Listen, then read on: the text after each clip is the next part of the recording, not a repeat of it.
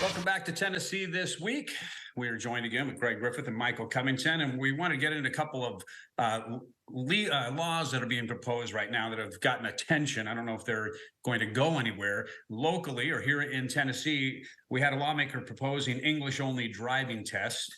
Currently, they're obviously available in English, but also Spanish, German, Japanese, and Korean. Wants to do that. I'm not even sure why he wants to do that. Where do you see this headed? I don't know if this is going to make it to the finish line. I don't know that this will actually be approved, but I will say it is a good idea to make the process for those who are not English speaking. It is good to make the process a little more challenging for them. It makes us all safer on the road. The easier it is for someone who does not speak English, the easier it is for them to get a license, the more likely they are to have some issues on the roads. And then not be able to explain why they didn't know that they should or should not do something. So I do think the rules can be just slightly more strict. Is it necessary? I think it is, but not so extreme that individuals who do not speak English cannot drive. But there should be some more strict guidelines for getting a license in the state of Tennessee. Greg? Well, of course, the driver's test is nonverbal. So, those rules of the road, you have to know whether you're from, Tennessee, Germany, Japan, Korea.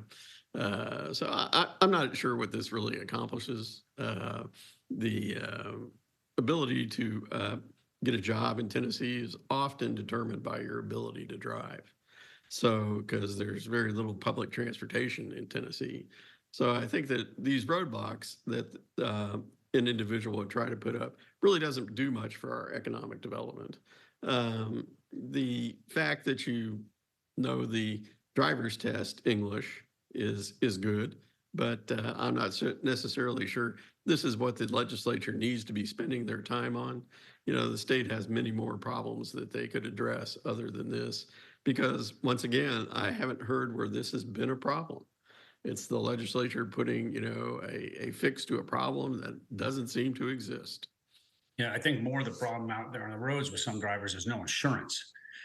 Well, if there was a way to keep your car from starting without insurance, that would be probably the bigger thing, but that's also a tougher thing to do, right? You mentioned roadblocks, so let's get into this one. Senator Marsha Blackburn, and I'll tell you, as of late, I haven't been caught in them, but obviously doing the news, we see them and we report on them.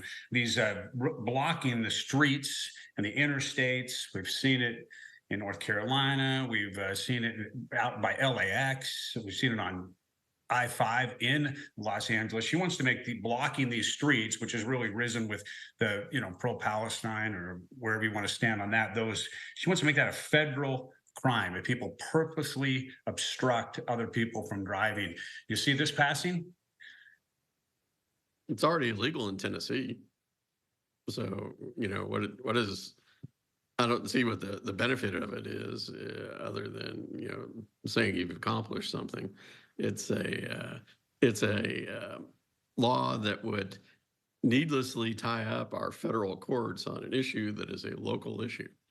So I don't see much in the future of this being passed. And again, I don't necessarily see the need for it because it's already illegal in our state. Yeah, well, yeah, illegal in our state. I don't know how it is in other states, but is that knowing it's a federal crime, may prevent someone from doing it, or is that going to matter to them? We get a lot of drugs brought into our city and state and country, and those are all federal crimes. So I'm not sure that it being a federal crime really factors into most anybody's thinking. Yeah, Michael? If it becomes a federal crime that ends up with the consequence of prison time, it will be an incentive. Right. If you know that you can go and block an airport or you can block a rail station and there not be significant consequence, you'll do it.